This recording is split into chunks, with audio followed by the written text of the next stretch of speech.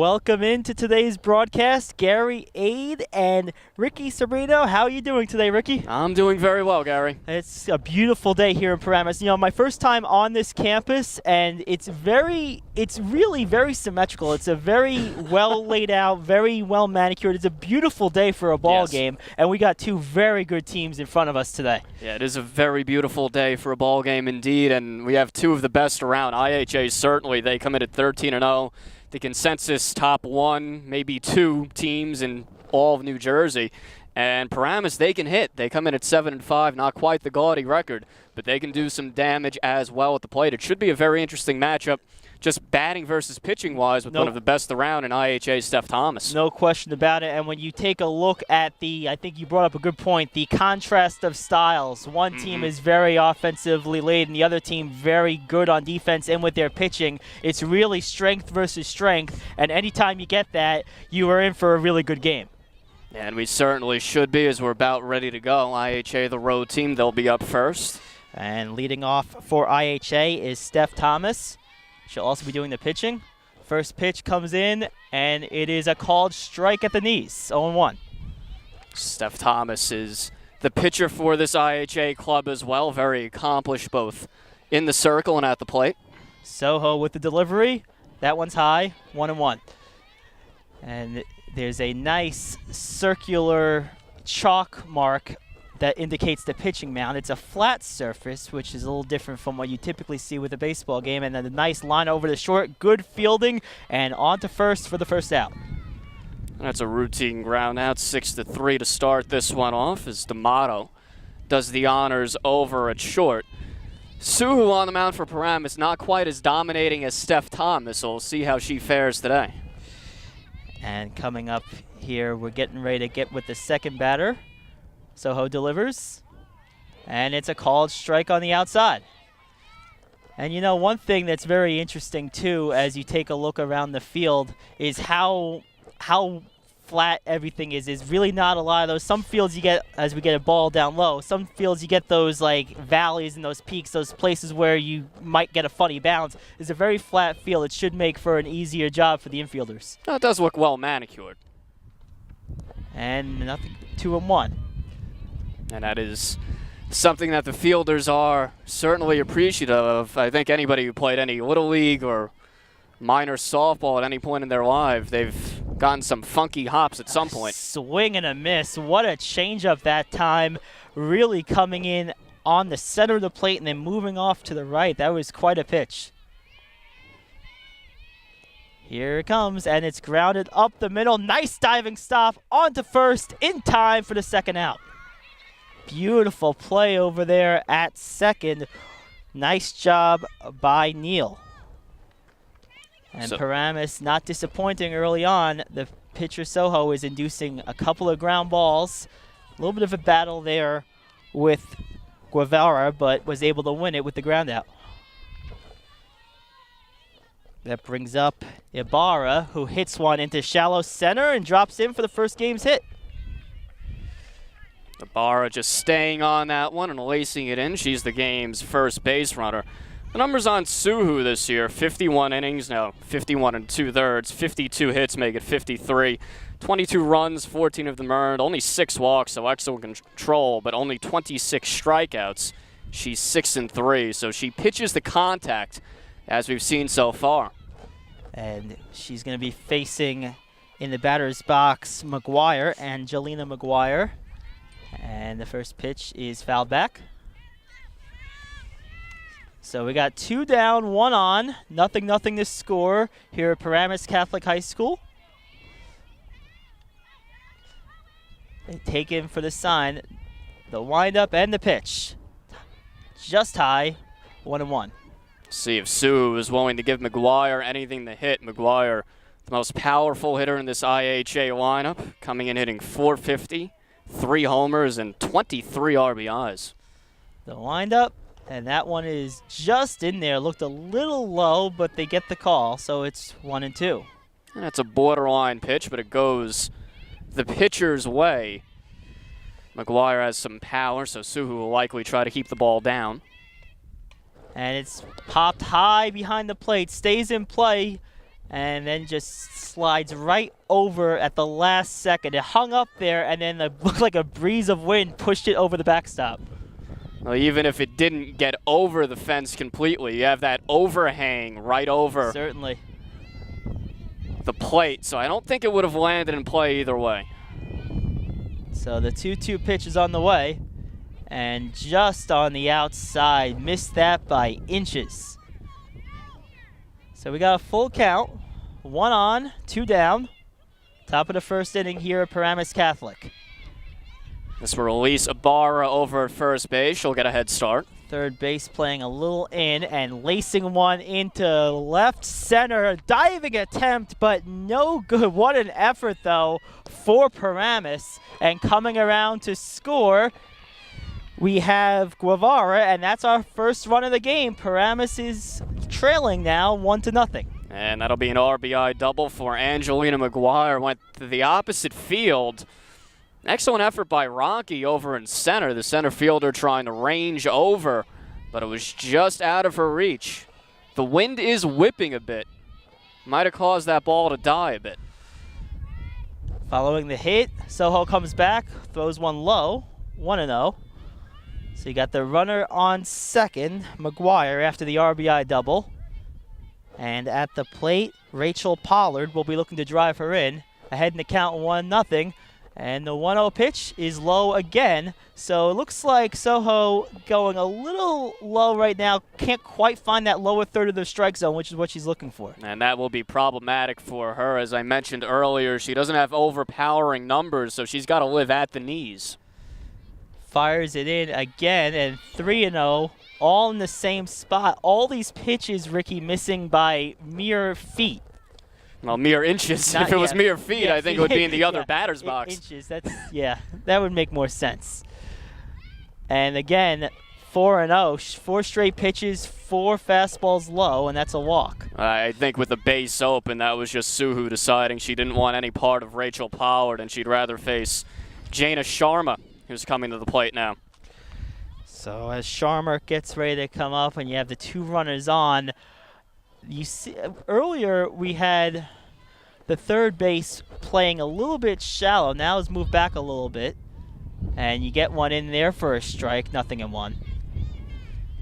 So you have a force at every base except the plate here with runners on first and second, and now 2 down. That will help the infield. And 1-1 after that one misses low. And now when you come into a game like this, you're home.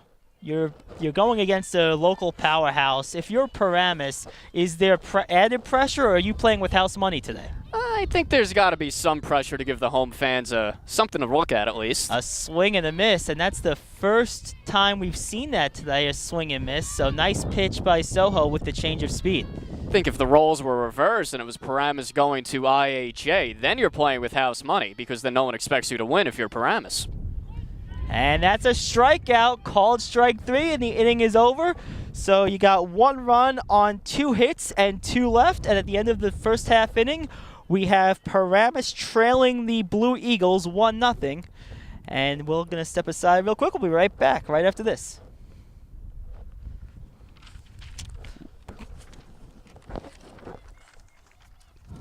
Thanks. We are? Oh. Okay. So I guess we're back.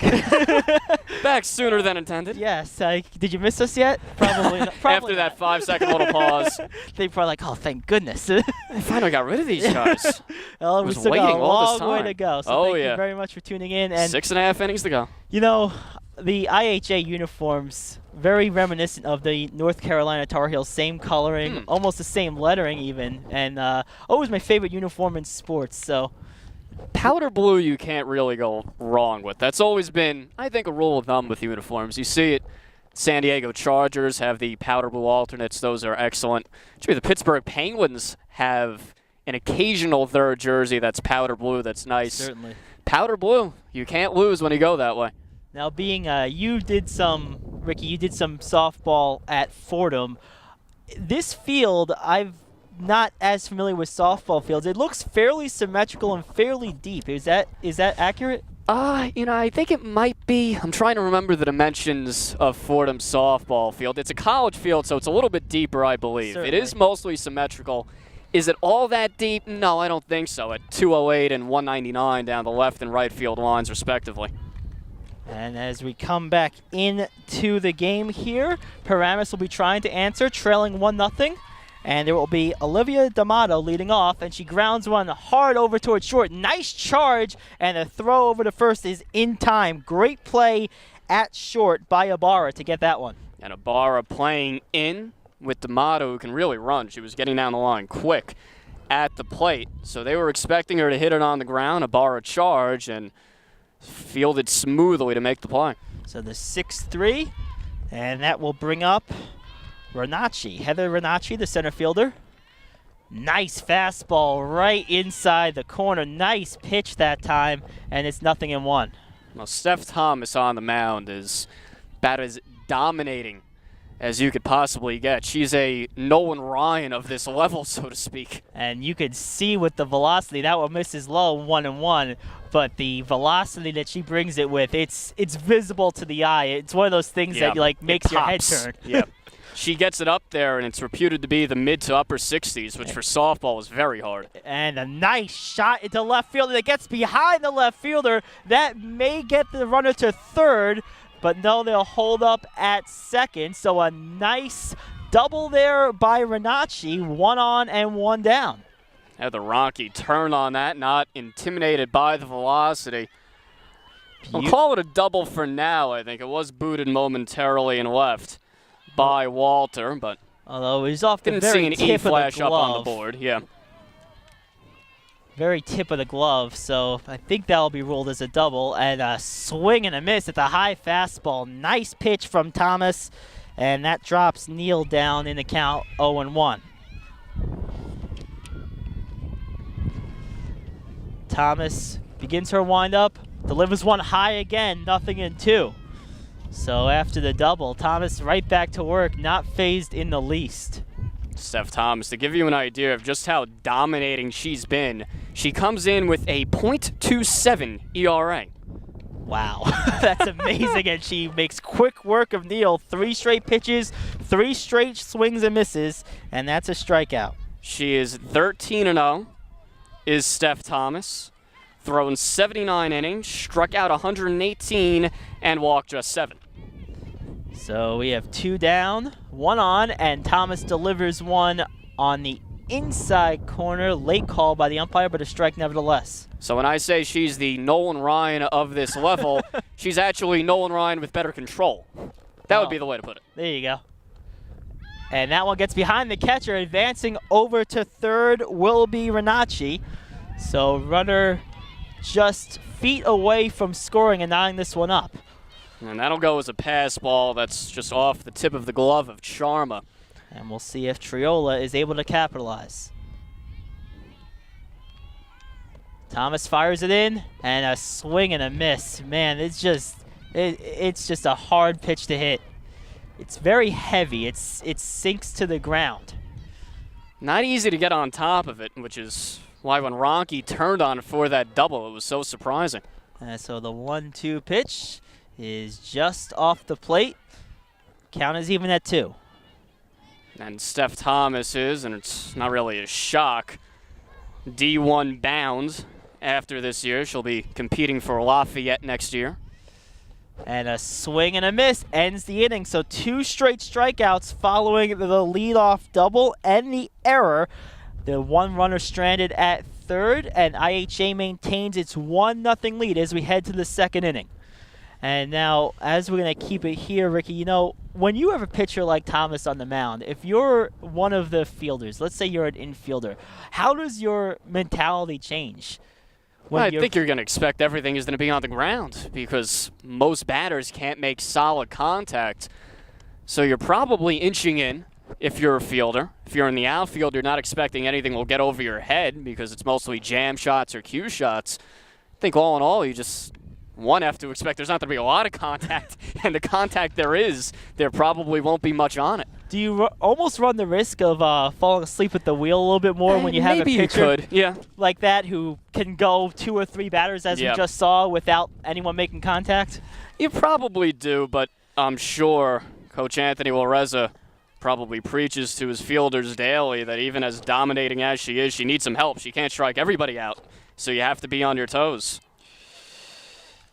So as we head to the second inning, Paramus will take the field. Soho back on the mound, and leading things off for IHA will be Klesek.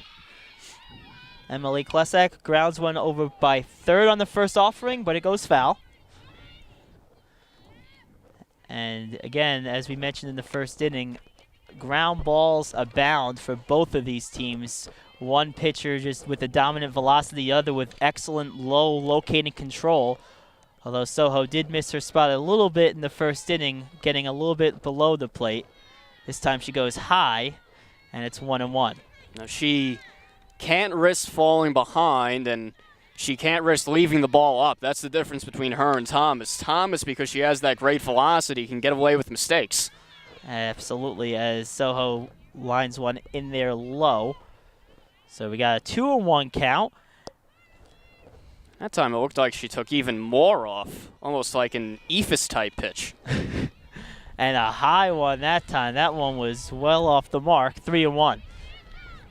So if you're sitting here, you're Klesek in that batter's box, what are you looking for in the 3-1 offering? Fastball. Sit dead red, try to turn on it.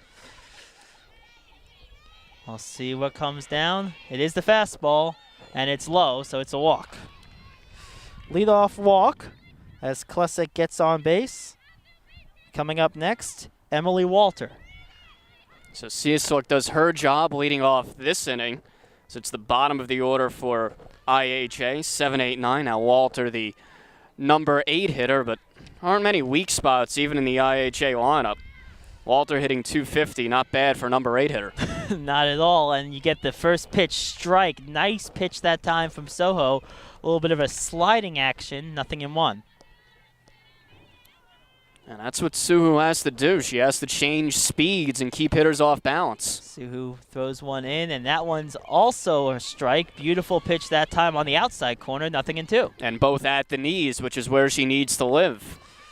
Her problem so far is she's been missing at the ankles, at the shins. And a swing and a miss. Nice changeup from Suhu that time, and she strikes out Walter. It's probably Suhu's best sequence of the game thus far. No doubt about it, after leading off with the wall, coming right back and getting the strikeout of Walter, and that's going to bring up Jones. Regan Jones playing third base today, drops one down, beautiful swinging bunt, advances the runner to second. Nice play that time from Jones. Yeah, it may have been a bunt, but I think she was bunting for a hit there, not trying to advance the runner. Because with 2 outs, getting that runner to second doesn't mean as much, not as important. Certainly. But not a bad idea either way by Jones. Although if you're going to bunt for a hit, you would think you'd aim for the third base line, and that was right down the first base line. So, in any event, we got a conference on the mound, and a conference for IHA over in their third base side. If you're coach here, what are you telling your team? Well, I'm telling Sue that got to try to keep this deficit just at 1. It's not easy to get a lot of runs off of Steph Thomas, so the last thing you want to do is fall behind early.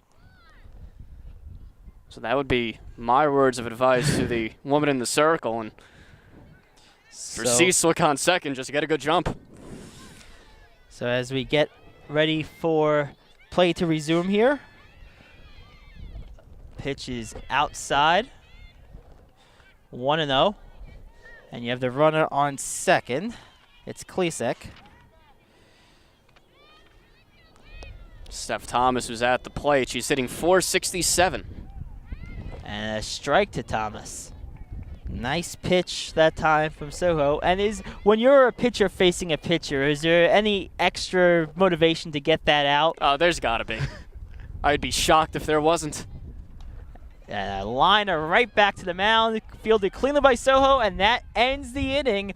1-3 grounder, and we will have one left stranded at second. And in the middle of the second, it's still 1-0 IHA.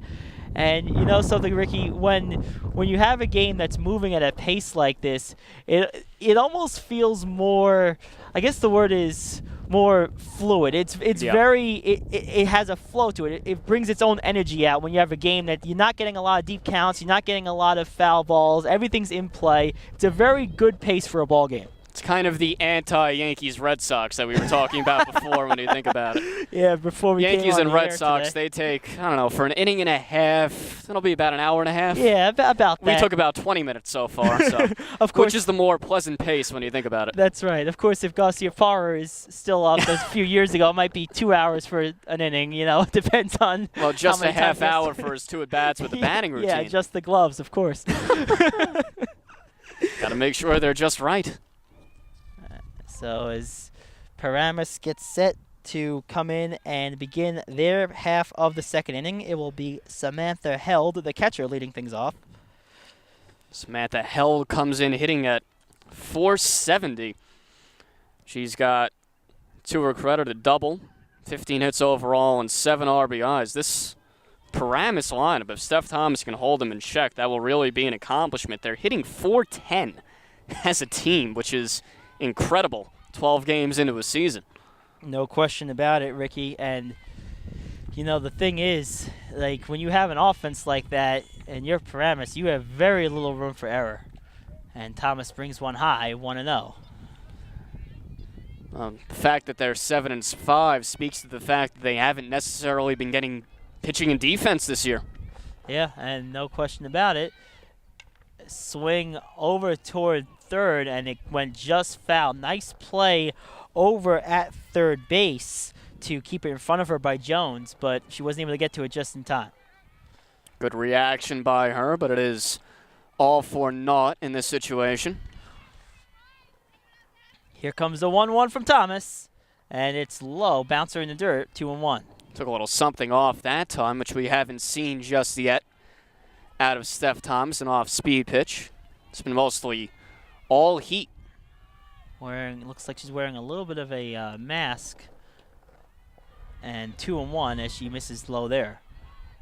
Now she is wearing sort of face mask type contraption just to guard against any line drives. And you know, I've always wondered why that's not more commonplace in softball and baseball for that matter. Nice liner right down the third base line. It is fair. Coming around, rolling into second and stopping there. What a hit by Held.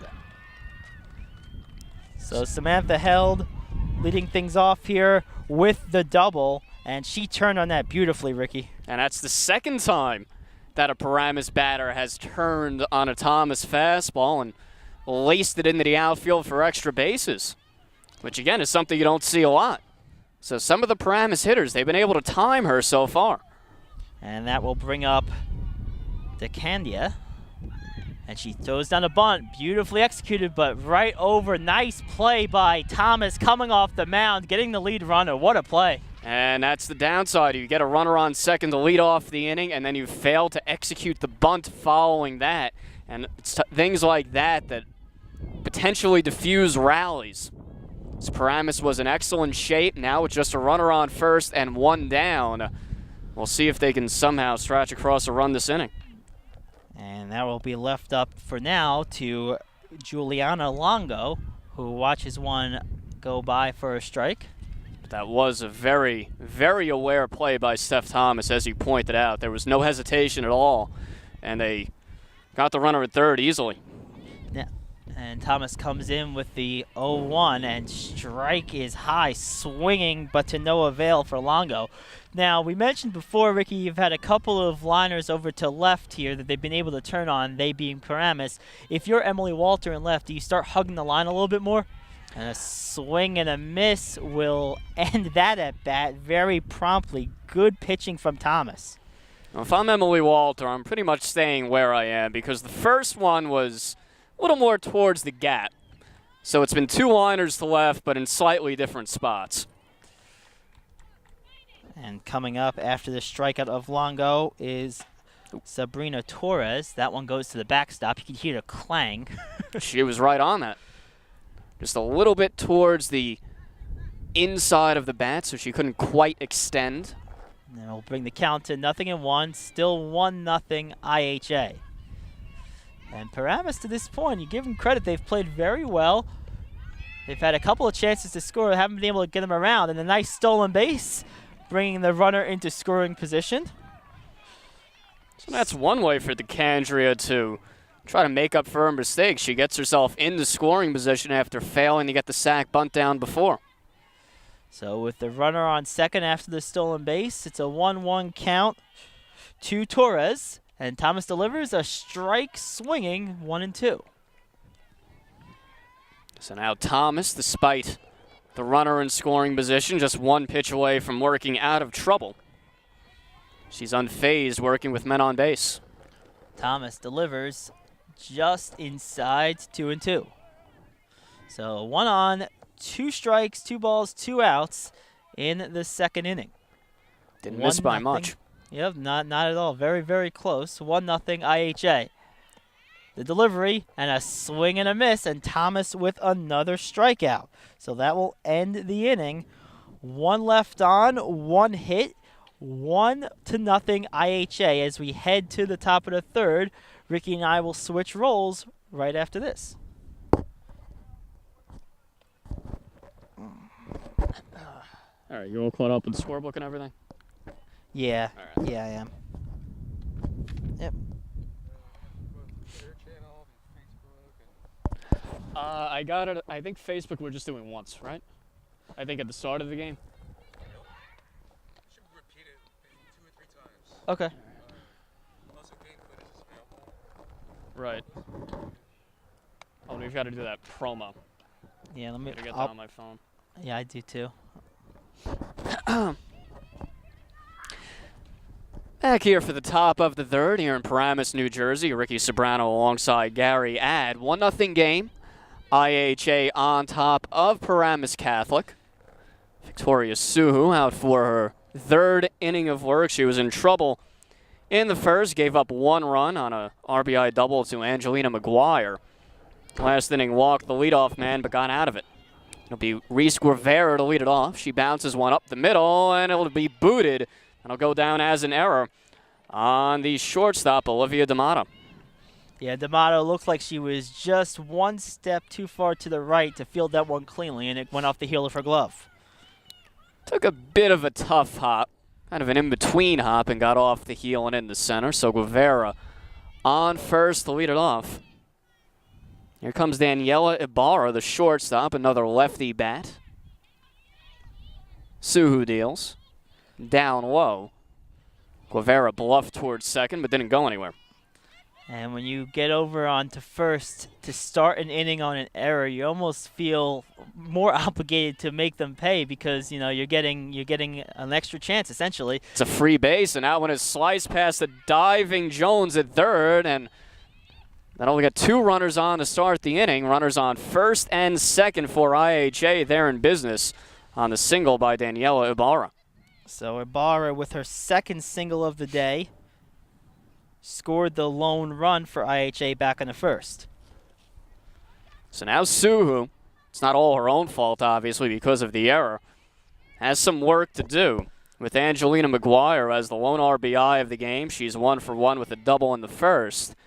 Coming to the plate. And you know something with a pitcher like Soho, she pitches to contact to the ground, so she's a good pitcher to have on the mound in a situation like this. I don't think we'll see a bunt with the cleanup hitter up, though, and we won't. Grounded past the diving D'Amato at short. Guevara takes a big turn at third, but she'll stay right there. Bases are loaded with nobody out. So this is a critical moment of the game here for Paramus. This is the first time IHA has really bitten in a very threatening position. I mean, it doesn't get more threatening than bases loaded now. So clearly this is a situation where we're having the conference on the mound where they have to strategize how they want to approach this. I think if you give up 1 here, you're okay. You're definitely going to trade the run for the 2 outs. You're still in the game. Get game. the double play. What you want to do is you want to keep that ball low. That's what they're talking about now. Make sure you play your game, keep that low. We don't need any liners when that could score 2, maybe even 3 runs. So Frank Baldino, he walks back to the bench after outlaying the plan of attack. Here comes Rachel Pollard, the right fielder. She doesn't have an official at bat so far. Walked in the first. Of course, if that happens again here, that would force a run home, but the base is loaded and nobody out. It's a strike on the inside corner to start it off. Obviously, minimal or short leads for all the base runners, as there's really nowhere to go. So infield is in. Here's the 0-1. Breaking ball down low, and it's blocked nicely by Held. A very good play to get low, keep in front of that, use that chest protector to block that ball into the dirt and keep it in front of her. And this is a high-pressure situation for the catcher, of course, too, because anything gets by you, and a bad situation gets worse. The 1-1 from Suhu, bouncing ball up the middle, could be 2. D'Amato comes home with it, and that's all they'll get. Alrighty, well, I mean, you usually like to get 2 there, but the way that ball came off the bat and where she was positioned when she fielded it would have made it very difficult. She would have had to turn around almost 360 degrees to go to second. So good heads-up play to get the runner. Yeah, that was a smart play by D'Amato. That was obviously what the coaching staff wanted her to do. Get the shore out. Don't worry about turning 2. Base is still loaded. The infield is in, so it wouldn't surprise me to see them go home again on anything on the ground. So that's the first out of the inning, as you said before, Ricky. And again, still a lot of pressure, but it comes off a little bit knowing a well-placed ground ball could end the inning. So here's Jaina Sharma. Base is still loaded. 1 out. Top of the third, 1-0. IHA on top, but threatening. Sharma takes a strike on the inside corner, 0-1. And I've noticed the home plate umpire has a very deliberate cadence. There's He does. a couple of times when it's been like ball, strike, and then he'll give that strike signal. The 0-1 from Suhu, line in the right, but caught on the run by Longo, tagging from third and scoring is Ibarra to make it a 2-0 game, but off the bat that looked like it could have been trouble. Could have been a lot worse. Yeah, no, very good play in right field to corral that. Got a good read off the bat, but that will bring home the first run of the game as Guevara scored. A second run of the game, I apologize. First run of the inning. So here's Emily Cecil, 2 outs, runners on first and second. Now a 2-0 game. It's down low, ball 1. So McGuire is now on second, Pollard on first. I think right now, Sue, if she can get out of this only allowing 1 run, she would definitely take that. You had mentioned that earlier. Yeah, no question about it. You do have the base to give here now as third base is open. That's grounded foul by Cecil, even the count at 1. So Suhu trying to tiptoe her way out of trouble. The run will be unearned as of now because this all started with an error, allowing Reese Guevara to reach to begin the inning. Guevara was later erased on a fielder's choice. There's an off-speed pitch down low, 2-1. So as you take a look at the outfield, they've taken a step or 2 back. Wind blowing in right now, which also helps Suhu. 2-1. There's a late strike call on the inside corner, even the count at 2. A very good pitch there, right on, as you said, Ricky, right on the inside corner. Took a little bit off of it, had some late movement. Nice pitch. So Suhu 1 pitch away from working into and out of trouble. She deals a line and a left that's down for a base hit, and it will split the outfielders. 1 run scores. Here comes the second. She'll score 2 on the RBI double by Emily Cecilic. IHA now on top, 4-0. So just like that, IHA blows this one open. They're now up 4 on that well-struck line drive double by Cecilic. Yeah, that was a really beautiful swing, well hit. And that one gets through the infield, but they will not try to send the runner from third. Cecilic doesn't run that well on the single by Walter. So Suhu perhaps a bit rattled now. Scoring on the double was McGuire and Pollard. Pollard all the way from first. Now it's runners on the corners. 2 down, 4-0 game, top of the third. IHA on top. Here's Regan Jones, the right-handed batter. Suhu deals. Line to right, backing up and making the catch is Longo. She almost misplayed that one, took a false step in but recovered to squeeze it for out number 3. But the damage has been done. IHA strikes for 3 in the inning on, let's see here, 4 hits and 1 big error. They leave 2, so it still could have actually been worse, but they stretch their lead all the way out to 4-0. So we head to the bottom of the third, and Gary, this will not be easy to come back from given the way Steph Thomas has looked. No, you know it won't be. And speaking of Steph Thomas here, Ricky, she was in fact the only member of the Blue Eagles not to bat that inning. They almost batted around. And on top of that, you know, just a couple minutes ago, we were talking about, well, you know what, if Soho gets out of this with just the 1 run, they're in good shape. It's amazing how fast things can change. 2 outs, and then all of a sudden, 2 more runs later. It has a much different feel to it this game. She was on the verge of it against Cecil. She had 2 strikes on her, a 2-2 count, and then that double split the outfielders in left, and that kind of blew it open a bit. Yeah, and Paramus not completely out of it, but against Thomas, it's not going to be easy to get 4 runs. Yeah, well, again, they've had some success when they've been able to turn on that fastball. They've been able to hit it hard and able to put it in the outfield. They had the 1 single that split the 2 outfielders, almost went to the wall, not quite, and then they had the other one right down the line. So they have shown flashes of being able to catch up with that heat by Thomas. So we're back for the bottom of the third now. 4-0 game, IHA on top. 9-1-2 for Paramus, starting with Gabrielle D'Amato, who takes a ball 1-0. D'Amato, the designated player. Olivia D'Amato on deck. Not sure if there's a relation. We would guess probably. So it was Olivia D'Amato last inning committing the error. There's a half swing, but she went around by Gabrielle D'Amato, even the count at 1-1. And you're right, that error loomed large. I believe only, I don't think any of the runs last inning will be earned for Suhu because of that error. There's a big swing and a miss by D'Amato. She's in a 1-2 hole.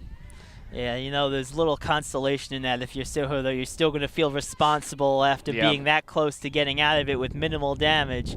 Even if they're not earned, they're going to feel earned. Yeah, that's the thing. She was so close to limiting the damage. The 1-2, swing and a miss, strike 3. Thomas went up the ladder, and D'Amato obliged for out number 1. No chance for D'Amato on that. That was just a wicked high fastball. Right, it looks so juicy. Those fastballs look so juicy. The ones by the eyes. And then you just can't catch up with them.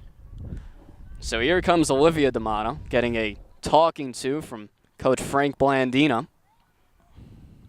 He outlines the plan of attack against Thomas. Paramus obviously needs base runners. If they're going to come back, it's not going to be in 1 inning. You're going to have to chip away a little at a time. Yeah, and that's the thing. You got to get base runners, like you said, Ricky. You got to get people moving, get some momentum. There's a strike on the inside corner, 0-1 to D'Amato. Infield and outfield crept in at first. Now they back up a bit. And as we were talking earlier in the game,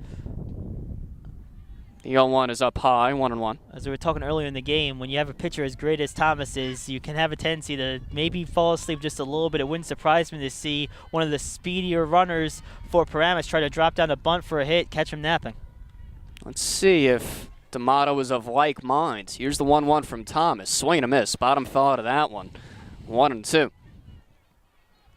As you mentioned, the infield is playing back. Obviously, with 2 strikes, you're not going to lay down 1 here, but the situation was there where it could have been something to consider. Thomas going for strikeout number 6. She deals, and D'Amato stays alive. Fouls that one off the screen behind the plate. Good Count job. Holds at 1-2. Good job getting some aluminum on that. Yeah. Wanted to say wood, but you can't. I know, it's so tempting. Aluminum doesn't break, though, so that's the one thing. That is true. The 1-2. Chased one, or just barely got a piece. And it looked like they got the very head of the bat on the top of the baseball there. Very minimal contact to stay alive. If Sharma scooped it, it probably would have been a strikeout because she did not really get much on that, but she does stay alive, does D'Amato. So we'll do the 1-2 again. There's a 38-foot off-speed pitch. Make the count 2-2. That'll change the eye level a bit. That may have been a strike in a different sport, Ricky. Yeah. I'm not sure which one, but Bowling. Bowling, there we go. The 2-2. Up high, and D'Amato was battled back to run the count full, 3-2. You know, I was going to say maybe cricket. It bounced in. I can't even tell you what cricket is other than the I don't know anything about it. I know it's played with a paddle. Yes. That's about all I've got. My wife is from South Africa, and it's very popular over there. Oh, yeah. But she hasn't yet to teach me what it is. Here's the payoff. A swinging strike 3, but a drop by Sharma to throw down the first is in time. So score that a strikeout, and then a put out 2-3. Strikeout number 6 for Thomas. Now 2 outs and nobody on here in the bottom of the third. 4-0 game.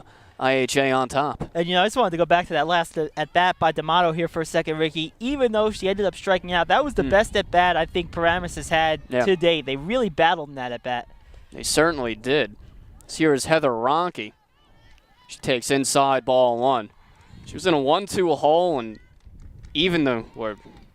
ran the count full. Got it to 3-2, fouled off a couple, stayed alive, but Thomas just overwhelmed her in the end. 1-0. Off-speed pitch is fouled weakly to the backstop, 1-1. That was an extremely hesitant swing by Renacci. It almost looked like she wanted to hold up and then realized she couldn't, so just kind of finished it off. So you're getting gas over and over and over again with the fastball, and then something slow comes in, and you want to stop, and you just can't. The 1-1 is down low, 2-1. And as you mentioned, the 6 strikeouts by Thomas, and really a couple of those have been totally dominating. 2 and 3, real quick at bats. The 2-1 just missed, a little bit outside, 3-1. That was a close one. Thomas does not get the call. But to give an idea of just how hard she throws relatively to baseball, to be in the mid to high 60s, because the softball mound, the 3-1, there's a strike on the inside corner, 3-2. The softball mound, because it's so much closer, if you throw that hard, the upper 60s, that's the equivalent of essentially throwing triple digits from 60 feet 6 inches. So that's how quick these girls have to react with her. And, the other thing, as we see a walk there by Thomas, the other thing about that, Ricky, is the fact that the mound is flat. So it is that much more impressive to get that level of velocity when you don't have that extra elevation. Baseball pitchers can throw down. Softball pitchers, when you think about it, are really throwing up because they're coming from a low angle. That's why you have the softball pitch known as the riser, which we've seen a few times as Alyssa Neal swings through a fastball, 0-1. And Neal struck out earlier in the game. Has plenty of company in that respect. Here's the 0-1. Up high, even to count at 1. Runner on first, that's Ronke. 2 down. Bottom of the third, 4-0 game, IHA on top. Thomas into the windup and deals. Big swinging strike, 1-2. And the wind has died down considerably over the last few minutes. You can even see in the backdrop the flag barely moving. Well, if you're going to get one out, now's the time before it whips up again. And here it comes. The 1-2 is up high. As we say that. Right on cue, we got a strong breeze coming from left field. Yep, we certainly did. And they say no one's listening. Mother Nature is apparently. Mother Nature's certainly paying attention. The 2-2, just getting a piece is Neal as she stays alive. It's that time of year, too, where wind and breeze is commonplace, as is flash rain, which could be expected later today. It is expected, in fact. So work quickly out there. Thomas deals. Swing and a miss, strike 3. Blew the fastball by Neal for out number 3. So Thomas strikes out the side, but sprinkles a walk in there as well. She now has 7 Ks on the ball game, 4-0 game, as we're through 3 full. IHA on top, and see if Victoria Suhu can rebound after struggling last inning, and you know what? Scratch that. Looks like there's a new pitcher on the mound. Yeah, it certainly is. We'll try to get that name. We'll get a check on who that is as they get warmed up, and certainly a very, very different look here on the mound, as he's a little bit shorter than Soho was. So we'll see if how that impacts the way she throws the ball. Suhu gave up 4 runs. That's number 7. And here's the kicker. There is no number 7 listed on Paramus' roster, of course. Doesn't make things fun. So we got the mystery. So we're searching pitcher. for a mystery number 7. I don't think Reagan No Jones name on the changed back teams. of the jersey either. Huh? I don't think Reagan Jones changed teams. No, today, did probably she? not. So Suhu is out. That much we know. In softball rules, she's actually allowed to re-enter. So we'll see if maybe we see her later. But for the time being, she's no longer in this ballgame. Number 7 is on the mound. Number 7 does not have a number, or name rather, on the back of her jersey, nor is she on the roster. But we do know she is facing the top of the IHA lineup, starting with Steph Thomas. And Steph Thomas earlier today has had a frustrating day to this point, grounded out twice. There's a floater way upstairs, 1-0. And you know, it's interesting with someone like Thomas, who's, as you mentioned, heading to Lafayette next year, presumably as a pitcher. The fact that she continues to bat is interesting because, I mean, she knows where her fate is, and it's not batting. 1-0 is a called strike in the inside corner, 1-1. In college, it's kind of similar to college baseball in the respect that you can, if you're a good athlete, go both ways. And she has improved her hitting substantially from where it was, Steph Thomas. Here's the 1-1. Fights it off to the right, but foul. Make the count 1-2. It's actually one of the major things that she worked on improving this past summer. She said about her, obviously, experience as a pitcher, how it's helped her. She said she definitely takes it into every single at bat, that she can determine what a pitcher is thinking. 1-2. That rolled to the plate, 2-2. She was telling Steph Thomas, any strike you can throw, I can throw just as well. With another bowling strike, Well, you threw 2 of them. I was about to say, that one really did look like a bowling attempt. 2-2 on the way. Bouncing ball up the middle, past the diving D'Amato at short. Good effort. But he gets past her for a leadoff single for Steph Thomas as the wind really whips up behind us now. Yeah, and that's a cool breeze, too. Yeah, the temperature has dropped some, too. I wonder if they'll bust out the pine tar.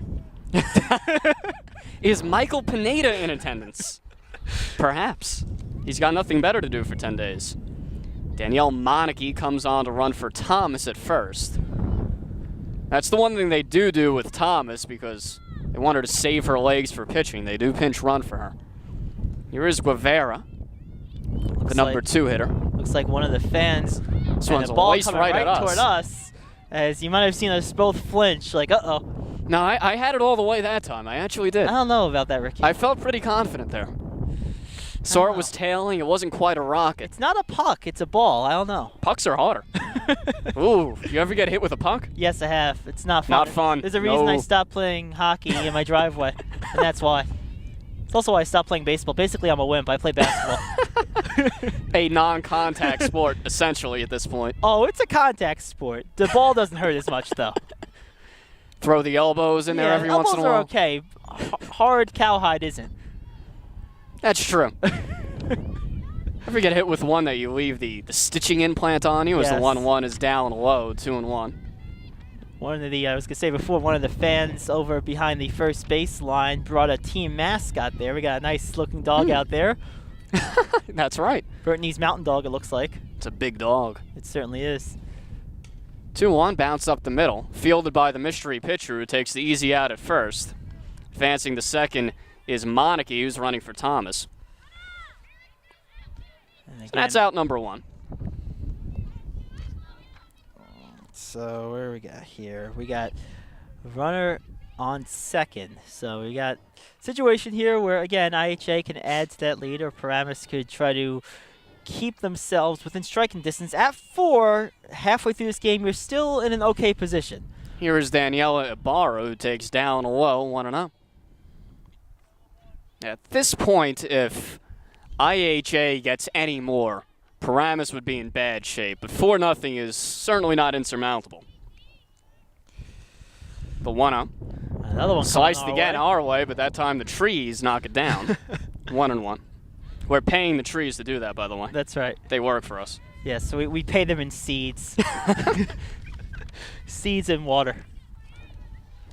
Hey, that's accepted currency. And they give us oxygen. I like that trade. Yes, very good trade. Trees are essential. Here's the 1-1 to Ibarra. Bouncing ball, fielded nicely up the middle, and they'll take the out at first again. Nice backhand by Neal, the second baseman. Advancing to third on the play is Monarchy. Now 2 outs, as Ibarra is retired for the first time today. She was 2 for 2 before that. So here is Angelina McGuire. 2 outs, runner on third, top of the 4th, 4-0 game. IHA on top of Paramus. IHA trying to stay undefeated. They're 13-0. Bouncing ball foul down the third base line. And the coach is very much not a wimp, barehanding that without any He's got much hesitation. more guts than you. He puts you to shame. Absolutely. Well, I would think as a softball coach, you can't be afraid of the ball. And it's not shame if you're willing to admit it. That's true. Then you're proud of it. There's an ephus, and it hit McGuire and her derriere, so she takes first. We're going French here? Is derriere French? It sounds very French. It could be. I'm not sure. I can't say for sure where I first heard it. Yeah. In any event, here's Rachel Pollard. Runners on the corners. Up high. Trotting down the second. Looks like they were going to try to get her caught in a rundown. As McGuire did not have much speed going at all. But that's one of the slowest steals of second you'll ever see, but it is successful in any event. Now runners on second and third. Here's the pitch. There's a strike on the inside corner, 1-1.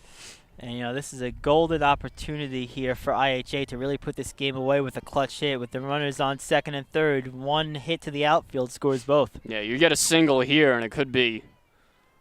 That's all she wrote for Paramus. Let's see. Pollard, a dangerous hitter, and she lines one right back up the middle for a base hit. 2 runs will score. Pollard digging for 2. She'll get there easily. Now a 6-0 game. They should call you Nostradamus. It's a 2 RBI double for Pollard. Yeah, I don't have the requisite beard to be Nostradamus. Working on the goatee, though. Yes. So it's now 6-0. IHA with a commanding lead. Here's Jaina Sharma. That was just what the doctor ordered there from Pollard. That's pop foul to the right, out of play. Hit somebody's car, hopefully not mine. Yeah, and you could hear the dud from back here. Yeah. Although the team mascot's not chasing it down, lounging on the grass, wagging the tail. I mean, what do they keep him around for anymore? Hey, it's a dog's life. He's the official ball retriever. The 0-1 popped up again, right side, same spot. And car number and it 2. hit somebody else's car again. So now all of a sudden, everyone over at that first baseline is a little bit more awake, And a little now bit more aware. All the parents now have their insurance provider on the phone. Yes. And actually, my car is over there. That's not good. Hopefully they have State Farm, so they don't end up with the grandmother calling. Like a good neighbor. Do I get paid for that? Probably not. No. Runner on second, 2 down. Here's the 0-2, down low, 1-2. So Sharma today is 0 for 1 with the sacrifice fly and an RBI. Pollard's on second as IHA tries to stretch this lead out more. Here's the 1-2. Ground ball through the left side past D'Amato. Rounding third and heading home is Pollard. Throw to the plate, not in time. Advancing to second, but called out, is Sharma, who tried to take second on the throw home. So she is retired, but it's a 7-0 game as that RBI will count as power came around to score. So we're headed to the bottom of the fourth, 7-0. IHA all over Paramus. They get 3 more this inning on 3 hits and a hit batsman. And they don't leave anyone after Sharma is called out trying to get the second to end the inning. And, Ricky, this is that was a tough inning here for Paramus. Brought in a new pitcher, and unfortunately the pitcher was met with a buzzsaw. Yep. IHA came ready to play that inning and really did not welcome her into the game very willingly.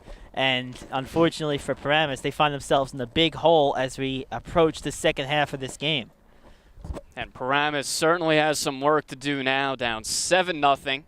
They're running out of chances here.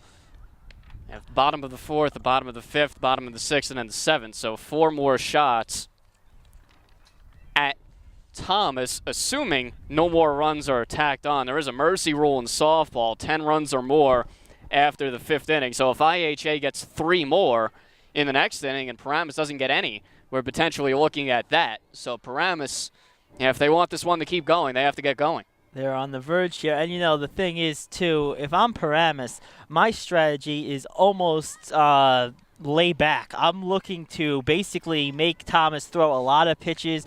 I'm not swinging at very much of anything right now, trying to see if maybe we can get her to lose control a little bit, get frustrated, and get her out of this game. So here's Triola, who does the exact opposite. She chases a low one, 0-1. The anti-Nostradamus. Yes.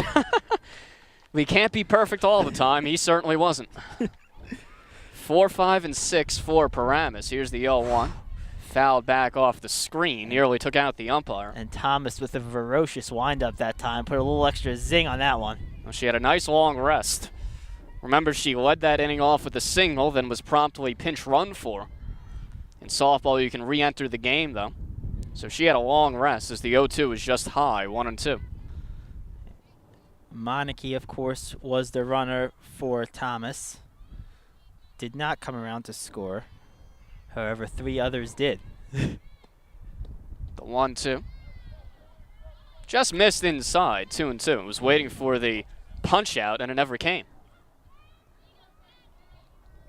So Thomas, we mentioned earlier, she's going to Lafayette, but she's not the only IHA player D1 bound. The 2-2 is a called strike at the knees.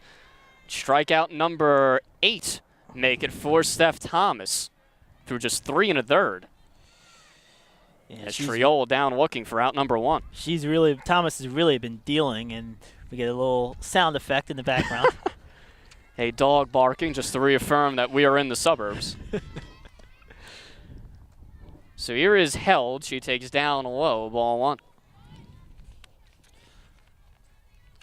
Thomas and 3 other teammates are D1 bound. Daniela Ibarra is going to Iowa. That one's lined on the left field line. Actually more of a looper, and that's an easy out. Yeah, that one looked like it had a little bit more line to it off the bat. Yeah, off the end of the bat she got it. That's what fooled me. And then it died in the middle of the air, and it became a can of corn for the shortstop. So that's an easy put out for Ibarra. 2 quick outs for Steph Thomas.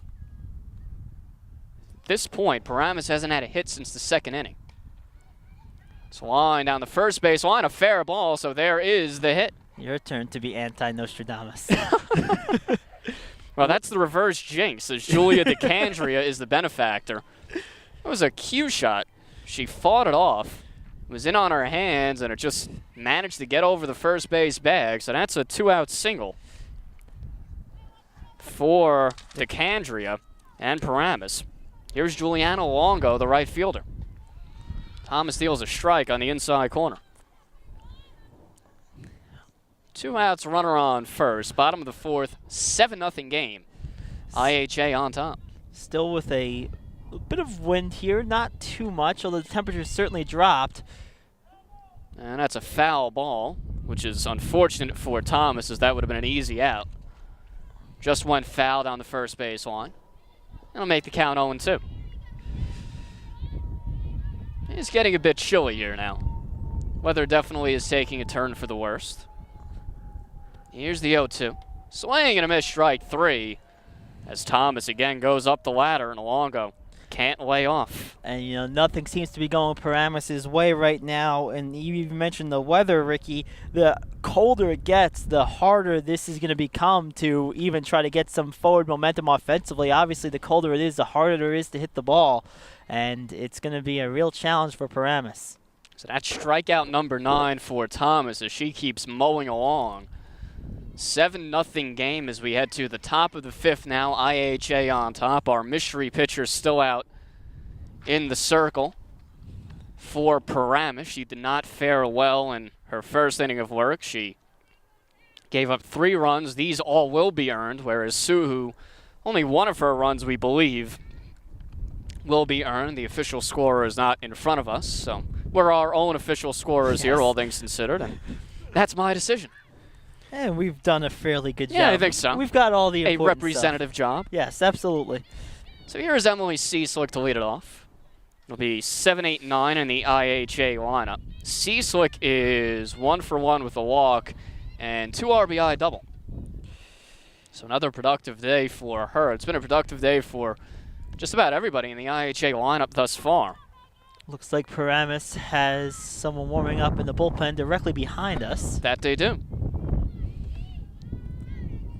So Seaslick finishes taking her warm-up cuts as the pitcher behind us begins warming up in earnest. You can hear the glove pop as that one's lined into right field. That's a solid single to start off the inning. Seaslick lines it through the right side, and another leadoff base runner for IHA.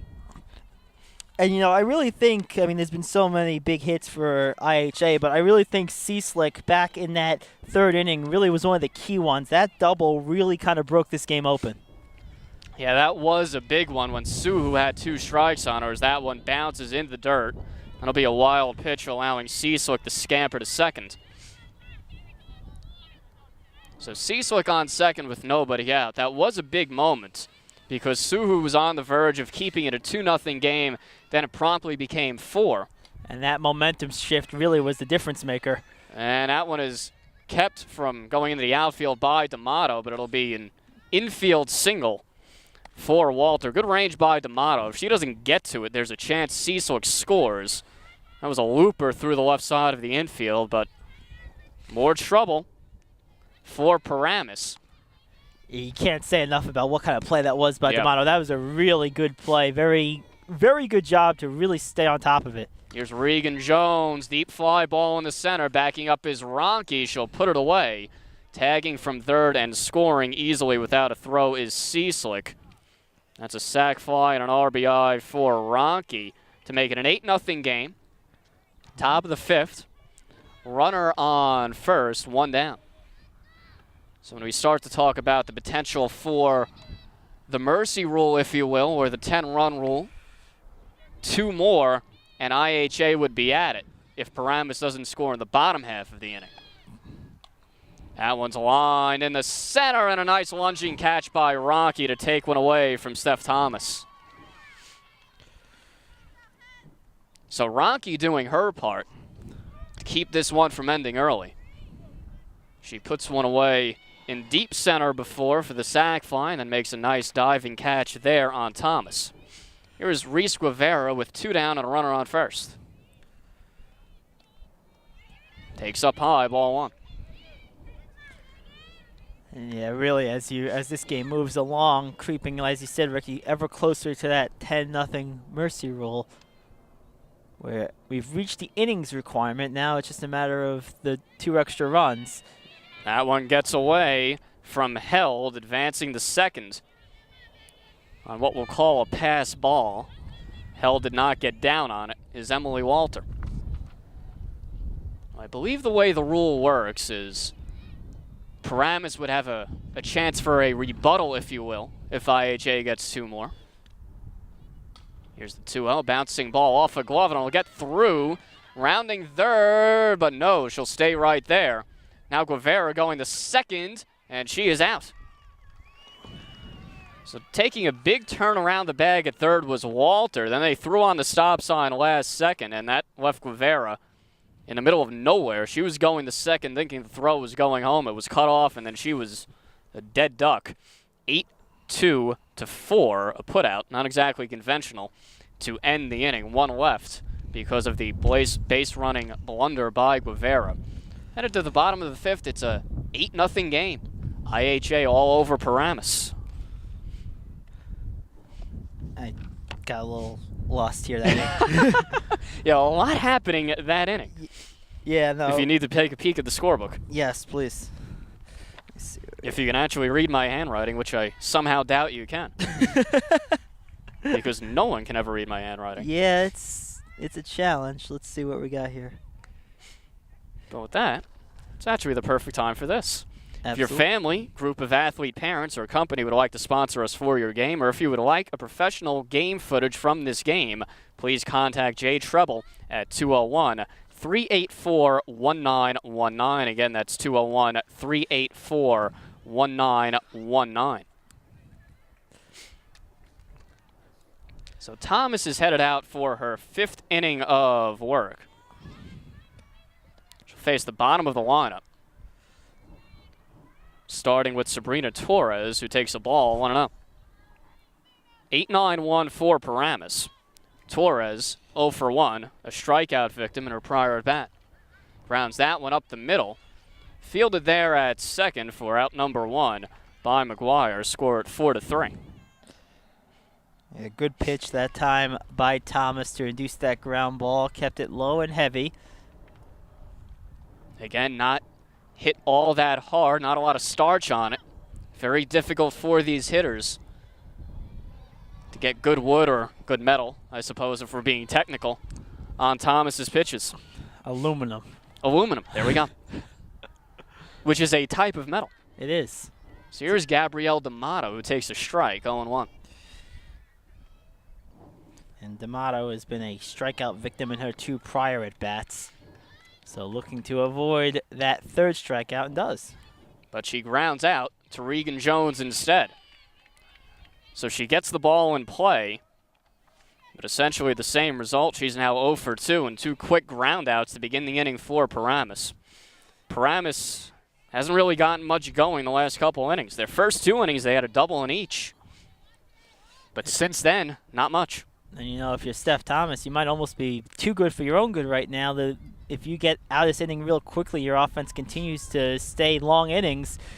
As we see a high pitch there, you might run into a situation where you get almost cold on the sideline there, just kind of sitting around. In a way, that does become an issue as it is getting a bit more chilly. So here is Olivia D'Amato. Fouls that one off the screen to the left of the plate. No even count at 1. Olivia D'Amato is 0 for 1. She a strikeout victim in her last at bat and a groundout victim before that. Infield creeps in for the speedy lefty. The 1-1. Wave that and missed, 1-2. D'Amato has what I call the Ichiro approach. The running start. Yes. Out of the left-handed batter's box, just trying to slap at the ball. That might even Butcher boy it, if you will. That might almost become a part of the baseball Rolodex, because honestly, I've never seen anyone other than Ichiro do it at the major league level. That's very unique to him. D'Amato stays alive there, and it's very, very prevalent in softball. Just about every speedy left-handed hitter does it. They all take those couple quick strides to try to get out of the box quick, and it just always struck me as the Ichiro approach. Yes. It's the only time I'd ever seen it before that. The 1-2 is slapped at a leaping catch by Ibarra over at short as she goes up and takes one away from D'Amato for out number 3. So Paramus goes 1-2-3 in the 5th. They're down 8-0, and they need to desperately get something going here to try to have any chance just to keep this game going, as IHA's offense has been humming along the last couple of innings. No question. And, Ricky, as we get ready to trade places for the final time this evening, or this afternoon, whatever you plan to call it. For me, it's like morning. This is like breakfast or lunchtime for me. I'm a night owl, so. Oh, so am I. It's really bad, really bad. You know, the creative types always have a way of staying up late. I don't wake up until, I don't know, about 1 o'clock in the morning. That's typically when I get my my first win or second one. Get your first win. Yeah, my first win. Forget about my second one. Second win is at 4 in the morning. So as we get set for IHA to come back out here, Paramus, you have to give them credit, still in good spirits. See some cheering going on in center field, so they still feel pretty good about themselves, despite the fact they're down 8-0 later in the game here. Well, they are facing one of the best in the state. So I guess if you just avoid being mercy ruled early, I guess maybe it's an accomplishment. Who knows? And as our IHA is very, very good. As our mystery pitcher takes the mound yet again, leading off for IHA, looks like Triola, and she hits one high into left, calling off the center fielder and making the play for Paramus. Nice job in the outfield. One away. So that's Ibarra flying out to Torres over in left, and that's a good start for our mystery gal out there on the circle. She was roughed up in her first inning of work. She gave up 3. And a hard shot down third baseline. Nice stab, but unable to get a clean transition with the throw for DeCania, and unfortunately she's unable to get the play over to first. It was a nice job to knock it down by DeCandia, as you said, but she just couldn't find it. It rolled between her legs. She was on one knee, and she could not grab it. So that will be ruled an infield hit for McGuire. And we got a pitch there low, 1-0. And I think rightfully so, an infield hit. DeCandia did really all she could. Pollard had probably the biggest hit of the game back in the 4th inning. That was a 2-out, 2 RBI double that made this game really out of reach for Paramus, as that one finds the strike zone 1-1. It seems like there have been several biggest hits of the game for IHA to this point. Yeah, one became important until the other one became more important. Then the other one became more important, and then bit by bit. That's right. Another high fly ball. This one hangs in the air, allowing the center field to move over and make a nice play for the second out. Rocky calling that ball all the way. As soon as it was off the bat, she called off Torres. Center fielder is the field general out there in the outfield, and she took charge. So Shamara comes up, looking to extend the inning. We have 1 on, 2 down, and a foul back right into the top of the backstop there. And she caught that off the end of the bat and was ahead of it. She hooked that to the point that it almost went behind her head. And by the way, I did see a girl hit herself in the head twice in a softball game once on foul balls. That net, so that is possible. I could see that happening with that net right where it is, and a nice swing on that one, but it hangs in the air. 3 fielders converge, and it is the center fielder coming in to make the play. Nice play to end the inning as Guevara is able to put it away. So no runs, 1 hit, 1 left on, 8-0. IHA on top as we head to the bottom part of the 6th inning. And you know something, one thing about this game is it doesn't quite feel like an 8-0 blowout. You know, it's like there's been 2 hits that really have made this game the way it is. Other than those 2 couple of key hits, Paramus has played IHA very tough. Yeah, they have for the most part. It's just been the almost complete inability to get much of anything going against Steph Thomas, who has, as is typical, dominated. It looked like early on they might get to her because you had those 2 well-struck doubles. That was by Rocky in the first and held in the second, but since then it's really been quiet for the Paramus bats. And IHA, it seems like, or rather Paramus, as far as their pitchers go, seems like they're always 1 pitch away from getting out of it, and they just haven't gotten that pitch, both by Suhu and our mystery pitcher. Yeah, no question about it. And, you know, can be very frustrating when you're in that situation. You're so close a couple of times, and you're unable to close the deal. A very, very difficult game for Paramus, but they'll keep battling as they get set to bat here in the 6th. No mercy rule yet. IHA would need 2 more. Ronke is batting and takes that one low. Nothing in a 1-0. I almost said nothing in one. That wouldn't be accurate. The opposite of that, Yes. the inverse. It's not opposite day either, so I can't even use that excuse. Dyslexia day, maybe? Do they have a day for that? They might. Yeah, you never know. And a late called strike on the outside part of the plate, 1-1. And Ronke's had herself a good day at the plate. She's 1 for 1 with a walk and a double. Good day in the field as well for her. Slaps that one over toward third. Nice play moving over and making the throw on to first in time for the out. Score that one 5-3. Jones to Kochia. Third the first. So Ronke is retired for the first time today. And as we get set to see Neal come to the batter's box, IHA, again, coming into today's game at 13-0, unless they have some kind of meltdown as that one's fell into the backstop. They'll be moving to 14-0, building on last year, which was a great year for them at 31-2. Area championship, regional championship. I mean, they just got all kinds of hardware last year. And another strike. This one, a changeup by Thomas. And a collapse likely not forthcoming, considering that Thomas has given up 7 runs for the entire season to this point, and only 3 of those were earned. And a swing and a miss, high fastball, and that will do it for Neal. So we got 2 down in the inning, and that brings up Triola. The K counter up to 10 for Steph Thomas. So she's in double digits as her total for the season. It's already well over 100. Thomas wheels and fires.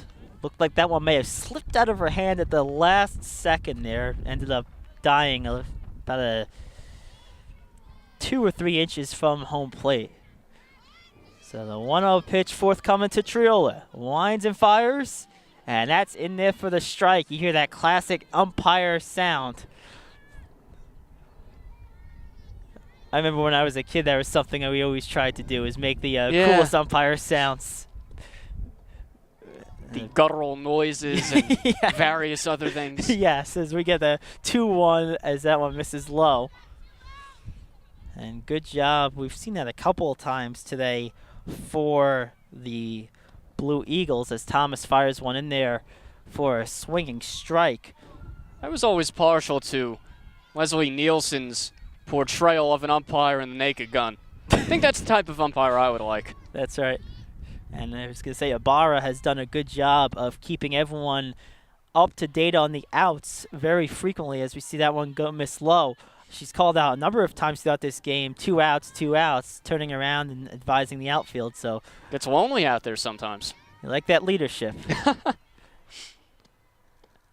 And a swing and a miss and another strikeout for Thomas. She is just rolling. That's 11 on the game, and that ends the inning.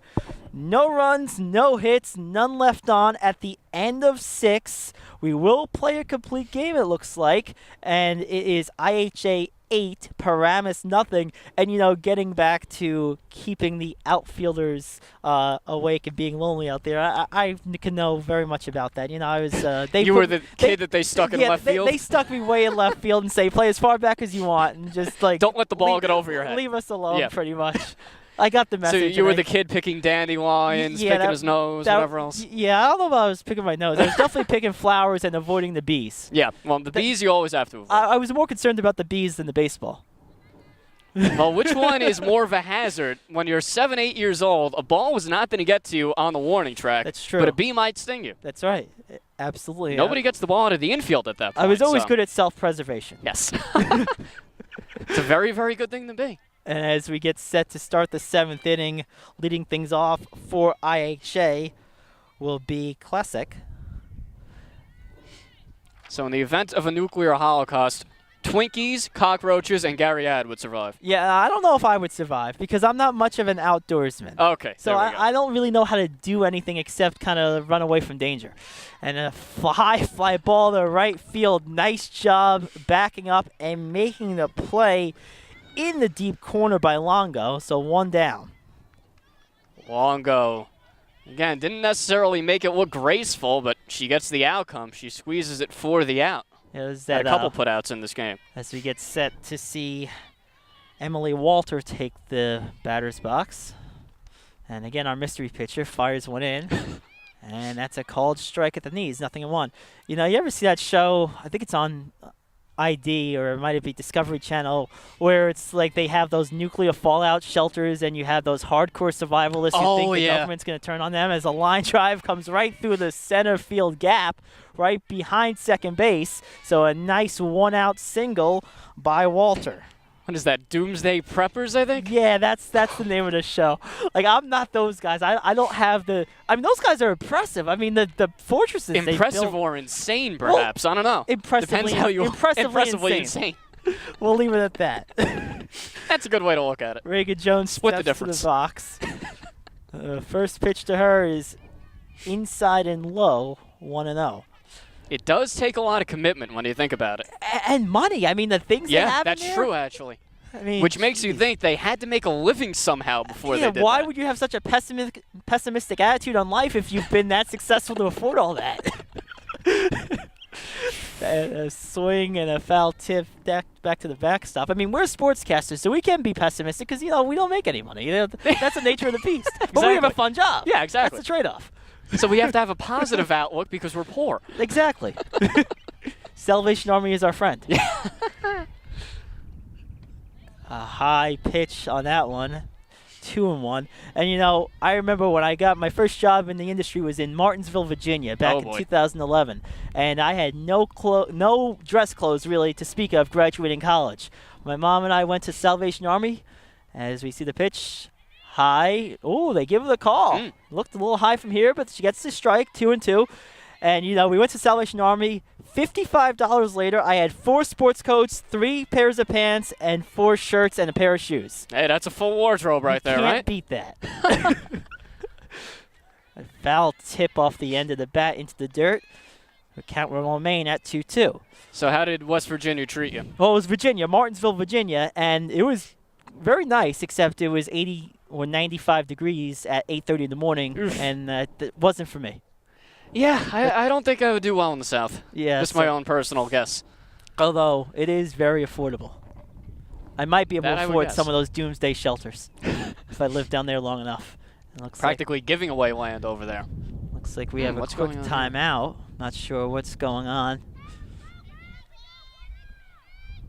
Girls want to get back to playing. Yeah, chatter picks up immediately. So Jones will step back into the box in a 2-2 count. 8-0 IHA. Top of the 7th. And a foul ball into that net above the batter's box. So Jones has fouled off a couple here now. Another tough battle. We've seen a couple of those throughout today, Ricky, although not as many as you would typically see due to the nature of the quality of pitching we've had. Well, due to Steph Thomas, who it's not easy to paddle her. She typically just overpowers you. And a liner right back to the mound, getting past the pitcher onto shortstop, but unable to make a throw. So that'll be an infield hit. That was again off the end of the bat, so it hit the dirt out there and it just died. And D'Amato picked it up and didn't really have a play. Jones runs well. So an infield single. Jones with the single. Now we got 2 on, 1 down. Top of the order, Steph Thomas. Steph Thomas is 1 hit in the game, 1 for 4. So it's got like the hockey helmet on. It's really rather large. And it's a strike called, 0-1. She wears the face mask even when she's pitching, when she's on the rubber. So same applies when she's at the plate, too. You wonder if maybe at some point earlier in her life she got hit in the face on a comebacker and that prompted it. You know, a story from another sport is the reason, as we see a comebacker over the mystery pitcher going on to third, getting the lead runner. So that's 2 down.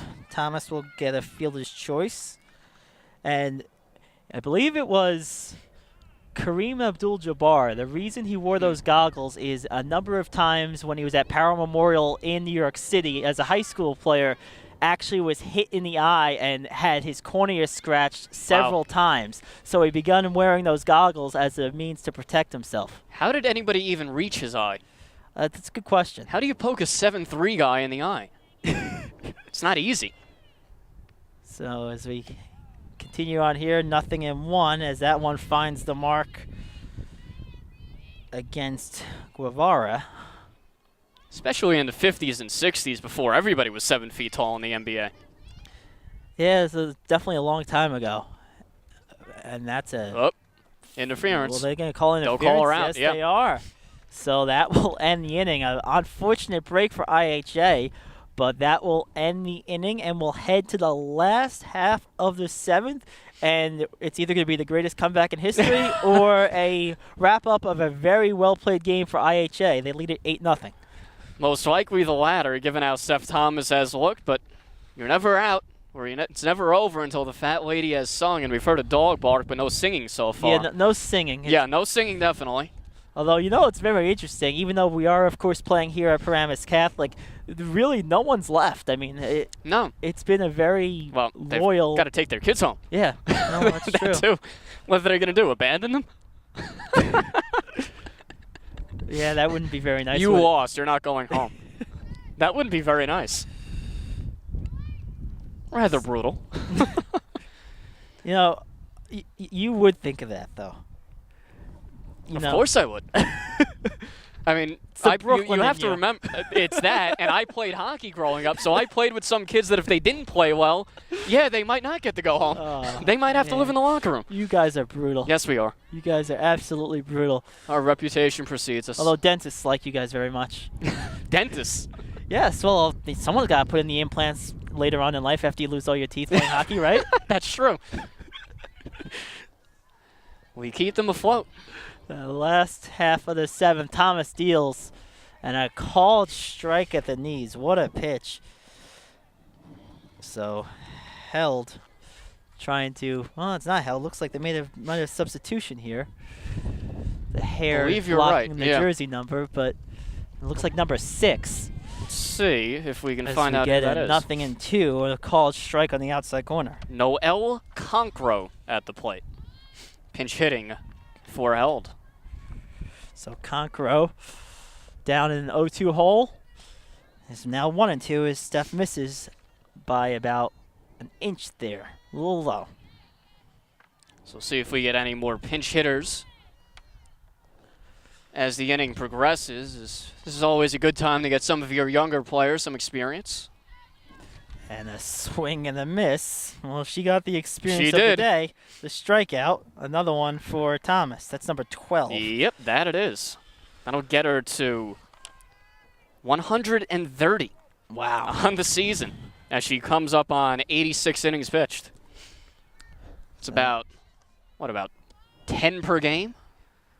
It's amazing. Close, yeah. It's amazing as DeCandier comes into the batter's box and takes the first pitch low, a 1-0. And remember, just 7-inning games. So if you're striking out 9-10 batters per game, that's better than 1 per inning. And DeCandria was actually showing bunt for a half second before that one came in, and then pulled back, was going to elect to swing, but didn't, and it's 2-0. Yeah, it's amazing, too, when you really look at what Steph Thomas has been able to do as she misses there low, down behind the batter. I believe for the first time 3-0 today. She really is able to do it without expending a lot of energy. I mean, it really looks easy to her. Well, softball pitchers, pitch counts don't really apply to them. It's a very natural motion. Yeah, that's the thing. Throwing overhands or three-quarters, anything along those lines, it's not a natural motion. Underhand is. So these girls, they can go 200, 250 pitches easily without getting tired. And a liner, what a play at first. A nice leaping catch to retire the batter. What a play. And DeCandria was making a bid for her second hit. She actually has the last hit by a Paramus batter in this game, and that was way back in the 4th. Yeah, that was just a great play at first. So DeCandria will be retired. Go down as a fly ball to first and a strike. And I'll tell you, too, with Thomas, her location has been precise. And you talk so much about the velocity, but she's really an excellent pitcher as far as her command is concerned. Only 7 walks coming into the game. So really the total package with Thomas, and we're in a 1-1 count. And Paramus is down to their final out, potentially only 2 strikes left in the game. Thomas delivers, And they call a strike, so down to the last strike. It all hangs on the bat of Juliana Longo, who's in a 1-2 hole against Thomas. And if she gets Longo, she will have ended this game, sending down 10 in a row. And she does with her 13th strikeout, fittingly ends the game. Thomas, another dominating performance as she shuts out and strikes out 13 Paramus Paladins on the way to an 8-0 victory. 13 strikeouts, 10 in a row, as you said, Ricky. I mean, what else can you say? Clearly the player of the game. It doesn't get much better than that. And, yeah, you said even with some offense, and there was some offense in this game, obviously, with 8 runs for IHA. Steph Thomas just so dominating. And you just get the impression with her that this game could go 10, 12, 13 innings, whatever it may be, and you still really wouldn't get much of anything off of her. Yeah, and it just, this game could have gone on for all week, and she probably still would have kept striking people out. Just rounded up the strikeouts at that point. Wouldn't have made a difference. It really, but, you know, give Paramus some credit. I mean, like we said earlier in the broadcast, other than a couple of really big hits in inopportune times, this game was close for quite a while. I mean, they were at that 2-0 mark early in the 3rd inning. They almost got out of a bases loaded, nobody out situation, giving up the 1 run before you had the RBI, the 2 RBI double. And then from there, it just kind of snowballed. But you have to give Paramus some credit. They did complete the game. They did not get mercy ruled, and they really battled tough against really the best pitcher in the area. Yeah, they definitely did, and really where they lost this game was in the 3rd inning, where Suhu is still on the mound, and the inning starts with the error that allows Guevara to reach, and then she almost gets out of it, to Suhu allowing only 1 run. She has 2 strikes on C-Slick, 2-2 count, 2 runners on, and then a double, and that really, you got the feeling there that the game was going to be out of reach because they weren't going to be able to get to Thomas. You could see that already through 3 innings. And once it got to 4-0, it just snowballed from there. They took out Suhu. They didn't want to waste her, I would suspect, in a game. They didn't figure they could win at that point, especially if she wasn't that sharp. It didn't seem like she was razor sharp. But they were always about 1 or 2 pitches away from either getting themselves back in it or staying in it, but it just got out of hand at the end. Yeah, it's a tough loss, but you know what? You can't be too broken up about this. I mean, you knew coming into the game that you're going against one of the best players in the area, so you knew going in that, I mean, if you didn't stay within distance, like you weren't going to have a late comeback where you were down by more than a couple of runs. I mean, you fall behind 1-0, 2-0 to Steph Thomas. It might as well be 12 at that point. That 3rd run feels like the 30th, absolutely. So that's pretty much going to do it here, and it was a great time working with you. It was our first time working together. I enjoyed it, so maybe we'll do it again in the future. And once again, final score, IHA moving to 14-0, beating Paramus, who drops to 7-6 by a final of 8-0. For Ricky, I'm Gary. We'll see you again next time.